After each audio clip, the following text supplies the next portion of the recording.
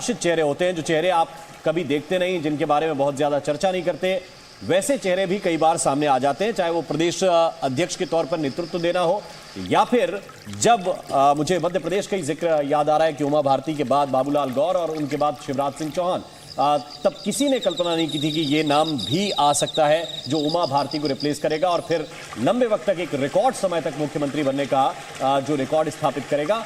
क्या उसके आगे की चीजें भी अब होने वाली हैं? और तमाम खास मेहमान हमारे साथ लगातार बने हुए हैं। चलिए इसी पर प्रतिक्रिया ले लेते हैं।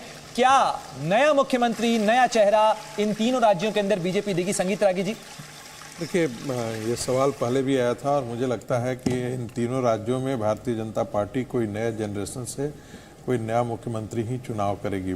चलिए राजकिशोर जी, आप साथ में फिर मैं कह दूं एक छोटी छोटी सी प्रतिक्रिया सबके लिए लेते हैं। एक राइडर लगा दे रहा हूं, ये तो कोई जानता ही नहीं, भारतीय जनता पार्टी में कोई नहीं जानता है कि उस कौन बनेगा, ये कहना बड़ा मुश्किल है।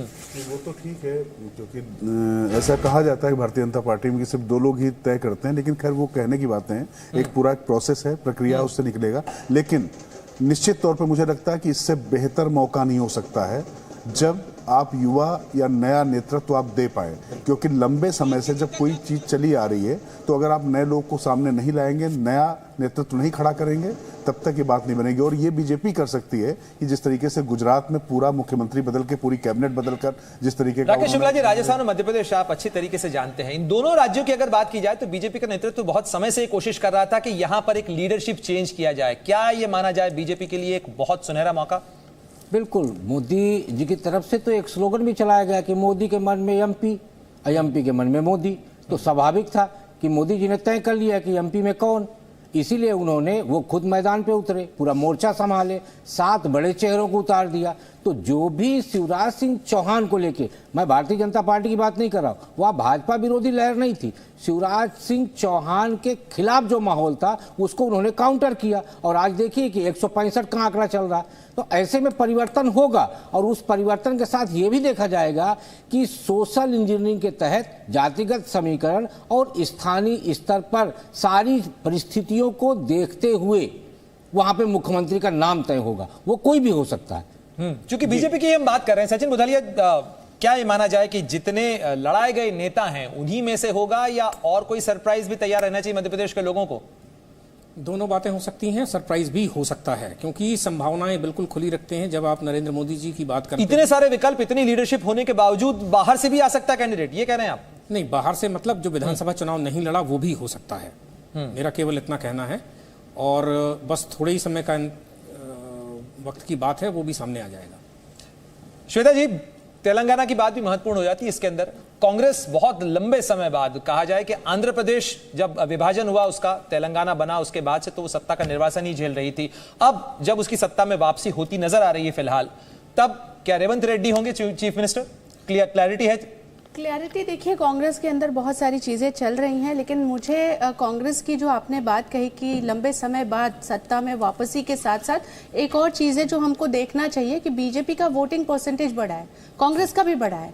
तो नया कोई एक प्रयोग वहाँ पे भी हो सकता है। और बाकी के जो हमारे साथियों ने कहा कि इन तीनों स्टेट में मुख्यमंत्री का चेहरा कोई नया होगा, मुझे ऐसा लगता है कि हो सकता है कोई महिला को भी आगे लाया जाए, क्योंकि महिलाओं के ऊपर इन्होंने बड़ा दांव खेला है और महिलाओं की बात बार बार निकल के आ रही है। जितने भी लोगों के हम सुबह से बयान देख रहे हैं, वही सवाल हमने पूछा था स्मृति ईरानी जी से भी, हालांकि वो टाल गई उसको। देखिए राजकिशोर जी, मैं आपके पास आना चाहता हूं इस सवाल के साथ। आपने कहा कि बड़ा अच्छा मौका है कि यंग लीडरशिप को भी समय दें, लेकिन अगर केवल चेहरा बदलना कोशिश होगी तो फिर नरेंद्र सिंह तोमर हो, प्रहलाद पटेल हो, फग्गन सिंह कुलस्ते हो, कैलाश विजयवर्गीय हो, ये एक ही लॉट के नेता हैं, एक ही समय में जिन्होंने अपनी छात्र राजनीति भी शुरू की और फिर प्रदेश में भी अलग अलग मोर्चा इन्होंने संभाला। अगर नई लीडरशिप के बारे में सोच रहे हैं तो क्या इन चेहरों पर फोकस करेंगे या फिर चेहरा बदलना ही मकसद रहेगा? नहीं, मुझे लगता है कि सिर्फ बदलने के लिए बदल दिया जाए ऐसा भी नहीं होगा। जैसा कहा गया, अभी राकेश जैसा कह रहे थे कि एक बार उसका जाति समीकरण, सामाजिक समीकरण, ये तो देखा जाएगा इसके क्या नफा नुकसान है।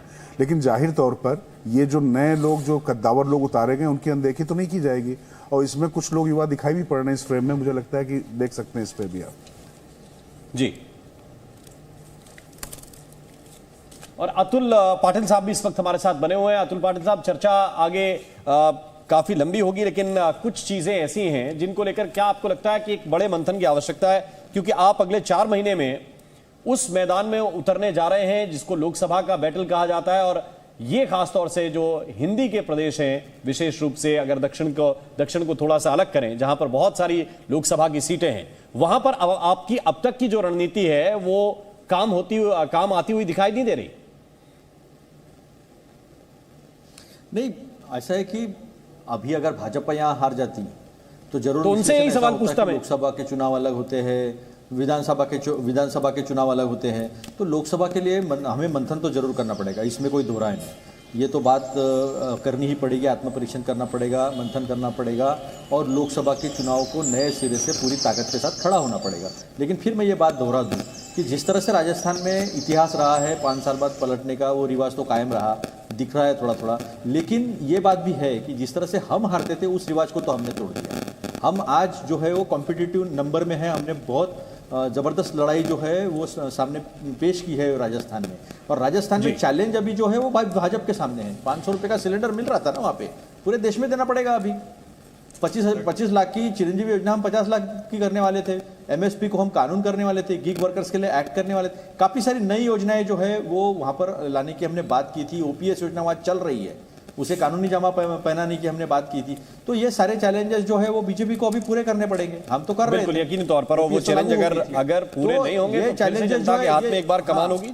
4-6 महीने की बात है, फिर भी देखेंगे और फिर से यही सवाल हमारे सबके बीच में होंगे।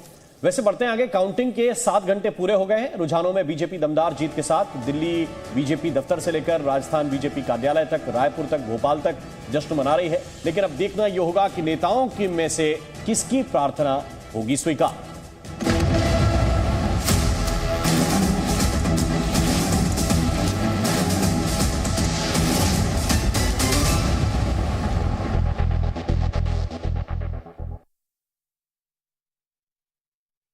हॉस्पिटल में एडमिट हुए नहीं कि बिल का मीटर चालू।